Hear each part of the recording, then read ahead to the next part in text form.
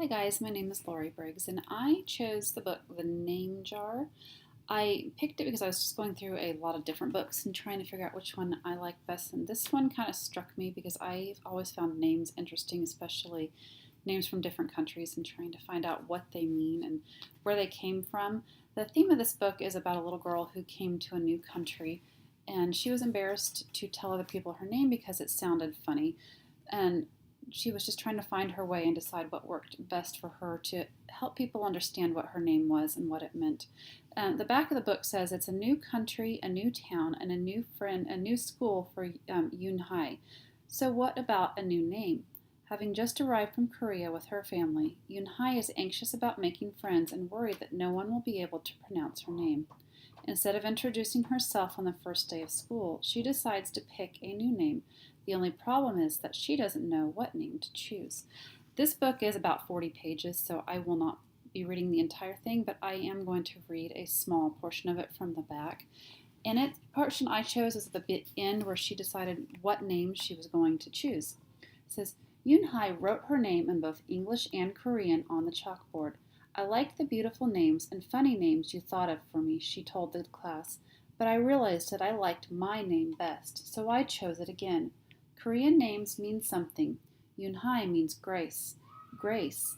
Grace Un Hai, shouted Ralph. Everyone tried saying it. Un Hai Yai Un Yi Un Hei. Yun Hai said her name again slowly and clearly. So the kids began to say it better, even Mr. Cocotos. They applauded Yun Hai's choice.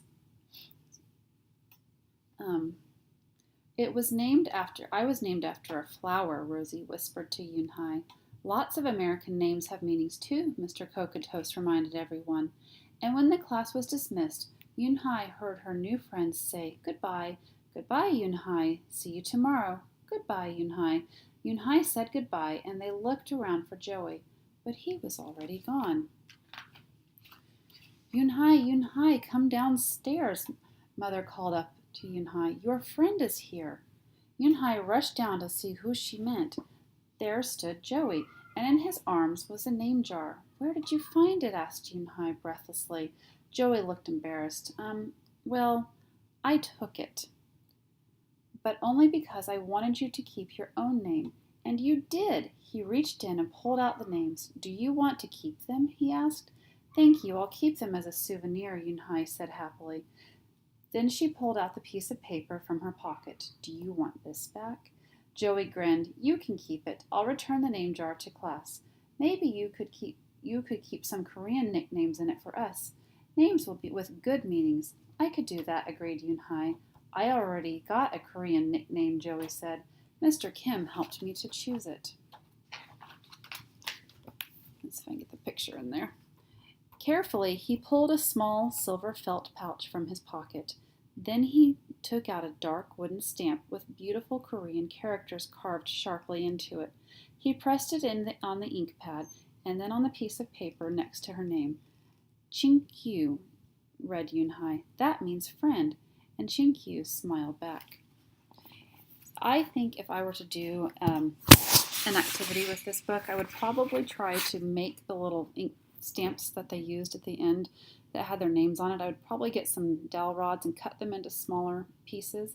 And then at the craft stores, they have some. Somebody else. They have clay that can be air dried. I've used it to make jewelry before. I thought I would have the children carve their own name or a name in a different language if they wanted to look that up and see what it would be. And then we could glue those on there and make their own little name stamps. So I think that is about everything I have for you. Thanks.